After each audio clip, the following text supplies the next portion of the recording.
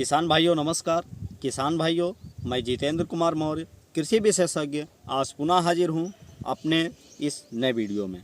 किसान भाइयों, आज का हमारा प्रमुख रहेगा कुकुरबिटेसी कुल के पौधों में, जैसे खीरा हो गया, कद्दू हो गया, लौकी, इन सब फसलों में लगने वाले प्रमुख बीमारी जिसे हम डाउनी मिड्यूल के नाम से जानते हैं।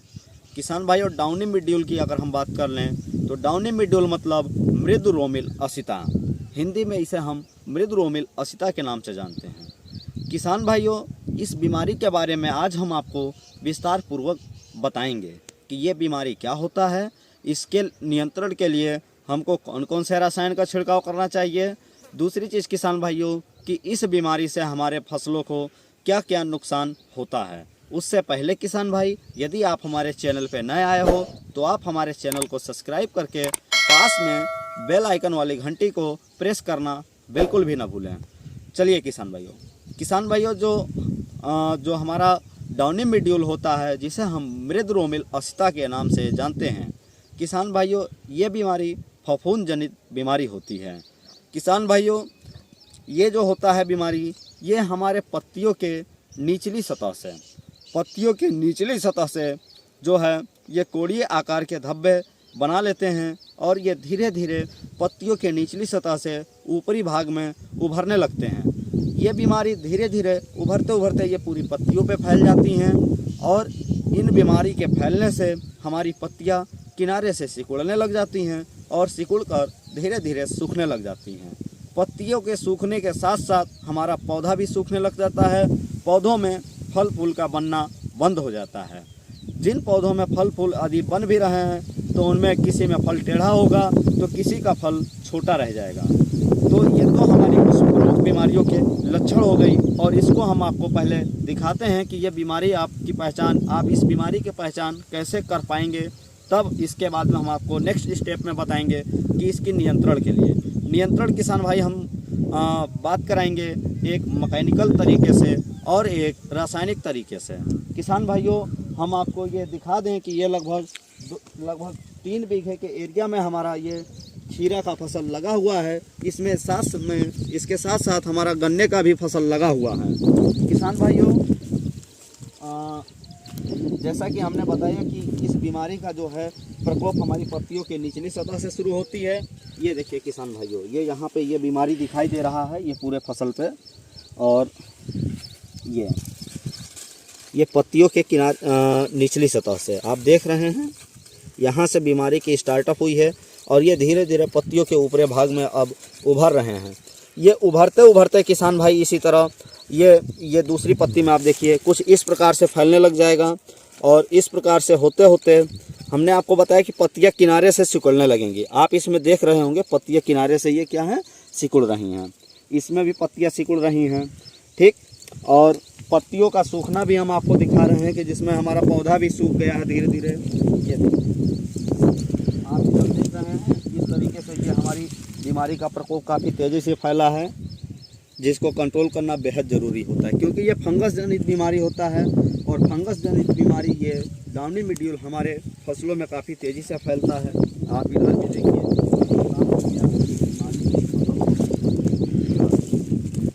इधर आप देखिए कितना ये नुकसान हुआ है हमारा, और ये धीरे धीरे पौधे हमारे सूख जाएंगे और इसमें फल फूल बनना बंद हो जाएगा। और जब फल फूल बनना बंद हो जाएगा तो इससे हमारा फसल चौपट हो जाएगा।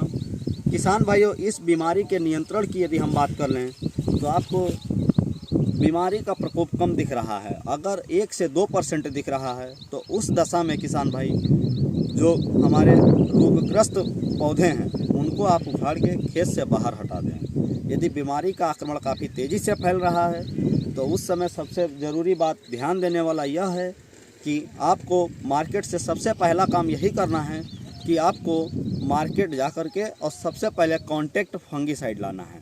कॉन्टैक्ट फंगीसाइड की अगर हम बात कर लें तो मार्केट में आपको मैनकोजेब 75% WP फार्म में एक जो है कवकनाशी दवा आपको मिल जाएगी, फफूंदनाशी दवा, जिसको 2.5 ग्राम मात्रा, उस दवा की 2.5 ग्राम मात्रा 1 लीटर पानी में घोलकर आपको छिड़काव करना है अपनी खड़ी फसल पे। दूसरी बात किसान भाई, यदि पहली दवा मैनकोजेब 75% WP फार्म में नहीं मिल रहा है, तो दूसरी दवा आपकी आती है एक प्रोपिनेप, जिसे मार्केट में आप एंट्राकाल के नाम से जानते हैं। जो एंट्राकाल दवा होती है किसान भाई, ये भी कॉन्टैक्ट फंगिसाइड है।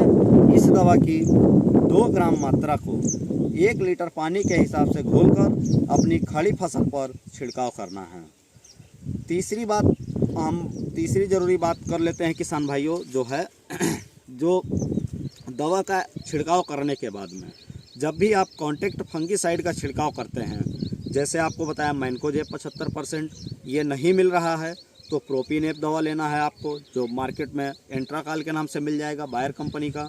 यदि इन दोनों दवा में से किसी एक दवा का आप छिड़काव कर रहे हैं, तो दवा के छिड़काव करने के 1 सप्ताह बाद, क्योंकि ये जो हम दवा आपको बताए हैं ये कॉन्टैक्ट फंगिसाइड हैं। कॉन्टैक्ट फंगिसाइड का मतलब यह है, कॉन्टैक्ट का मतलब यह है किसान भाई कि जो बीमारी आपकी काफ़ी तेज़ी से फैल रही हैं, उन बीमारियों को ये फैलने से रोक देगा। जो ये बीमारी हैं, इन बीमारियों को फैलने से ये कॉन्टैक्ट फंगिसाइड हमारा रोक देगा, ठीक नहीं करेगा, पूरी तरीके से ठीक नहीं करेगा। क्योंकि पहले अगर बीमारी हमारी ये बढ़ रही है तो उसको रोकना बेहद ज़रूरी होता है। तो इसके 1 सप्ताह बाद, यानी 5 से 7 दिन के अंतर पर, 1 सप्ताह नहीं, आप 5 से 7 दिन के अंतर पर आप मार्केट से कार्बेंडाजिम 50% WP फार्म में एक दवा आती है, जिसकी 2.5 ग्राम मात्रा को, जो कार्बेंडाजिम 50% WP नामक दवा है, इसकी 2.5 ग्राम मात्रा को 1 लीटर पानी में घोलकर आपको छिड़काव करना है। 1 लीटर पानी के हिसाब से आपको घोल बना लेना है। 2.5 ग्राम दवा कार्बेंडाजिम 50% WP, ये सिस्टमिक फंगिसाइड होता है और मार्केट में ये आपको बेवेस्टीन के नाम से मिल जाएगा। किसान भाइयों, हम कुछ अन्य पौधों में भी आपकी पहचान करवा देते हैं जिसमें यह बीमारी काफ़ी तेज़ी से फैली है। आप देख रहे हैं कि यह बीमारी जो है काफ़ी एक बहुत बड़ा रूप ले चुका है, जिसमें ये हर एक पौधे में ये बीमारी लग चुकी है, फंगस जनित बीमारी। तो इसको समय समय पर रोकना बेहद ज़रूरी होता है। यदि समय से दवा का छिड़काव नहीं किया जाएगा तो बीमारी का आक्रमण काफ़ी तेज़ी से बढ़ता जाएगा। किसान भाइयों, एक जो है आपको और हम जानकारी देना चाहेंगे कि यदि बीमारी किसी एग्रीकल्चर से संबंधित, यानी कृषि से संबंधित किसी भी हेल्पलाइन की ज़रूरत है, तो आप हमें हमारे हेल्पलाइन नंबर स्क्रीन पे दिया गया है 99 18 35 6302 पर सुबह 8 बजे से शाम 4 बजे तक फ़ोन कॉल के माध्यम से या व्हाट्सएप के माध्यम से जुड़ सकते हैं। किसान भाइयों, थोड़ा सा एक चीज़ और हम दिखाना चाहेंगे आपको कि पिछली वीडियो में हमने आपको बताया था कि जो है फेरोमोन ट्रैप के माध्यम से कीट का नियंत्रण कैसे करेंगे, तो उसको भी हम थोड़ा सा आपको दिखा देते हैं कि जो फेरोमोन ट्रैप हम लगाए थे उसमें जो हमारे कीट थे, जो फलमक्खी कीट, उनका प्रभाव कैसा दिखा है फेरोमोन ट्रैप के माध्यम से। जैसा कि आप ये देख रहे हैं, हम फेरोमोन ट्रैप लगाए थे और इसमें ये फलमक्खी बहुत ज़्यादा संख्या में आ चुकी हैं। ये दिखाई दे रहा है, इसे हम खोल के भी दिखा रहे हैं।